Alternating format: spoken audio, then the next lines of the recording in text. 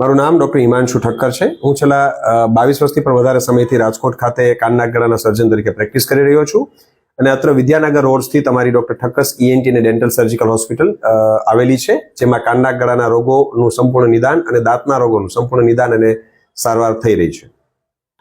સૌ પ્રથમ હું ખાસ ખબર અને કિન્નરભાઈનો ખૂબ ખૂબ આભારી છું કે આટલું સારું ઇનિશિયેટિવ એમણે લીધેલું છે. અવેરનેસ આજનો અમારો ટોપિક છે કાન નાક ગળાના રોગો, એની વિશે બેઝિક સમસ્યાઓ, એની માહિતી, પ્રિવેન્શન, એને અટકાવી કઈ રીતે શકાય અને તકેદારી શું રાખવી અને સારવાર કેમ કરવી. જેમ આપણે પ્રશ્ન કર્યો એ પ્રમાણે કાન નાક ગળાની સમસ્યાઓ છેલ્લા હમણાં ઘણા સમયથી ખૂબ વધતી જાય છે અને પર્ટિક્યુલરલી આપણે જોઈએ તો ખાસ કરીને જે બીજા રોગોની સરખામણીમાં ઘણીવાર આપણે કાન નાક ગળાના રોગોને અવગણતા હોઈએ. હું તમને એક સિમ્પલ દાખલો આપું કે કોઈને કાનમાં દુખતું હોય તો પેલો પ્રશ્ન કાનમાં દુખાવો થશે એટલે એ ઓવર ધ કાઉન્ટર મેડિકેશન્સ કે ઘરમાં કોઈ ટીપા પડ્યા છે કે મેડિકલ સ્ટોરમાં જઈને એ ટીપા પરચેસ કરશે અને ટીપા નાખશે. હવે ખરેખર કાનમાં દુખાવાનું કારણ શું છે એ તો ખ્યાલ જ નથી. ટીપા નાખશે, ક્યારેક દુખાવો અસહ્ય વધી જાય, કાનમાં મેલ ના હોય અને મેલના ટીપા આપણે નાખીએ તો દુખાવો વધવાનો છે. ફૂગ ન હોય અને ફૂગના ટીપા નાખીએ તો દુખાવો વધવાનો છે. એટલે basically over the counter medications એક બહુ મોટી સમસ્યા છે કે લોકો જનરલી એ શોર્ટકટ કે ભાઈ કાનમાં દુખે છે એટલે ટીપા નાખી દઈએ, ટેમ્પરરી મટી જશે. તો બેટર કે કાનના સ્પેશિયલ ડોક્ટર પાસે જઈને એને ખાસ નિદાન કરાવવું જોઈએ. ઘણી વાર સર એવું બનતું હોય છે કે કાનની કે નાકની કે ગળાના કાંઈ પણ પ્રોબ્લેમ હોય તો લોકો છે મેડિકલ સ્ટોરમાંથી ડાયરેક્ટ દવા લઈ આવતા હોય છે, તો એ વિશે શું કહેશો આપ? બહુ સારો પ્રશ્ન છે, કારણ કે વેસ્ટર્ન કન્ટ્રીઝ કે કોઈ પણ બહારના કન્ટ્રીમાં over the counter medications prescription વગર એ લોકો ક્યારે આપતા નથી. એનું રીઝન છે કે દવાની સાઇડ ઇફેક્ટ, દવા કેટલા ડોઝમાં આપવી, એની શું અસર થશે, આડઅસર થશે, એ જે કન્સલ્ટન્ટ ડોક્ટર હોય એને ખ્યાલ હોય. દર્દીના વજન પ્રમાણે, દર્દીની ઉંમર પ્રમાણે દવા દેવી પડતી હોય. એટલે ઓવર ધ કાઉન્ટર મેડિકેશન્સ તો હંમેશા નુકસાનકારક રહેતું હોય કે રોગ શું છે એના વગર આપણે દવા લઈએ તો એ કારગત ન નીવડે. અને સર અત્યારે સૌથી વધારે કાનના, નાકના કે ગળાના સૌથી વધારે કઈ સમસ્યા જોવા મળતી હોય છે? બહુ સારો પ્રશ્ન છે, કારણ કે ખાસ કરીને નાક અને સાઇનસના રોગો શિયાળાની સિઝનમાં, ચોમાસાની સિઝનમાં ખૂબ વધેલા જોવા મળે છે. હું આપને પહેલા પ્રાથમિક માહિતી આપું કે આપણે નાકની રચના કેવી હોય, સાઇનસ કઈ રીતે થાય, સાઇનસના રોગો કઈ રીતે હોય. આ વિઝ્યુઅલ છે જેમાં આપ જોઈ શકશો કે આ નાકનો પડદો છે, આ સાઇનસ છે, બે કપાળ ઉપર, બે ગાલ ઉપર, આંખની આજુબાજુ ને આંખની પાછળ. મેડિકલ ટર્મિનોલોજીમાં આને સાઇનસ કહેવાય છે. ફ્રન્ટલ સાઇનસ, મેક્સિલરી સાઇનસ, ઇથમોઇડ સાઇનસ અને આંખની પાછળ જે હોય છે એને સ્ફિનોઇડ સાઇનસ કહેવાય છે. સાઇનસ એટલે શું? આપણા ફેસ ઉપર એક પોલાણવાળી જગ્યા હોય કે જેની અંદર કફ જામી જાય, આપણે એને સાઇનસનું ઇન્ફેક્શન કહેવાય. સિમ્ટમ્સ શું? દર્દી શું લઈને આપની પાસે આવે કે મને સાઇનસ છે? માથું દુખવું, નાક બંધ રહેવું, ઘટ્ટ પ્રવાહી નીકળવું, કફ નીકળવો, અને એ બેસિક સાઇનસના સિમ્ટમ છે. લાંબો સમયથી જો સાઇનસની સમસ્યા રહેતી હોય તો ક્યારેક કન્ટિન્યુઅસ નાક બંધ રહેવું અને નાકમાં મસા થાય અને સાઇનસની અંદર સ્પ્રેડ થઈ જાય તો ઇન્ફેક્શન વધે.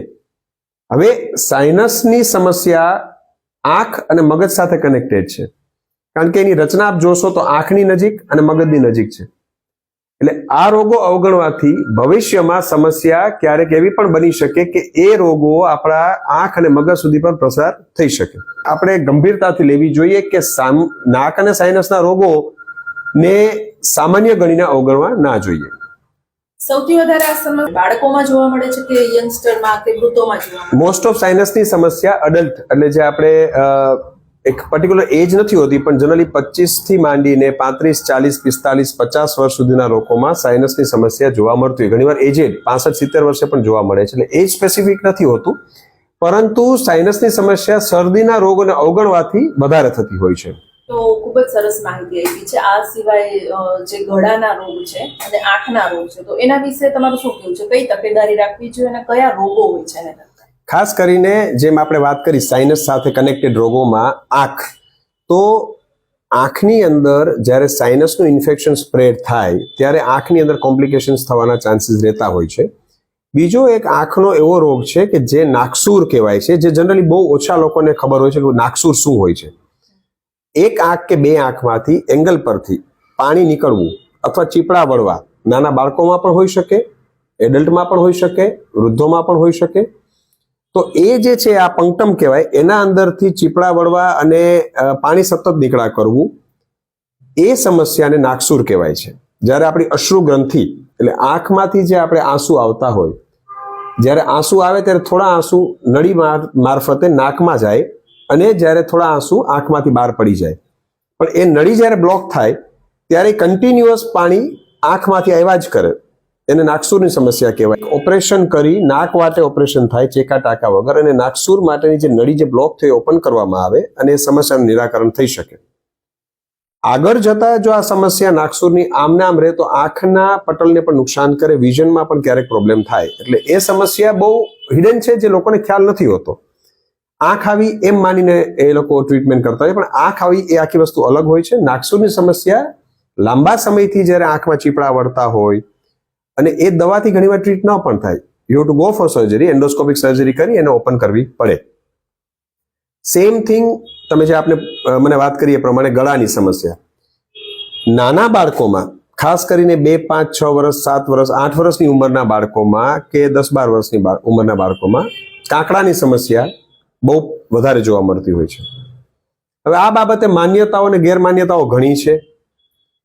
ઘણી ગેરમાન્યતાઓ એવી છે કે કાંકડાનું ઓપરેશન કોઈ દી કરાય જ નહીં, કાંકડાનું ઓપરેશન તમે કરો તો રોગ પ્રતિકારક શક્તિ ઘટી જાય. એવું ખરેખર હોતું નથી. એજ નક્કી કરવાની થાય કે કઈ એજે આપણે ઓપરેશન કરવું, અને દરેક કેસમાં ઓપરેશન જરૂર પડે નહીં. કયા કેસમાં ઓપરેશનની જરૂર પડે? બાળકને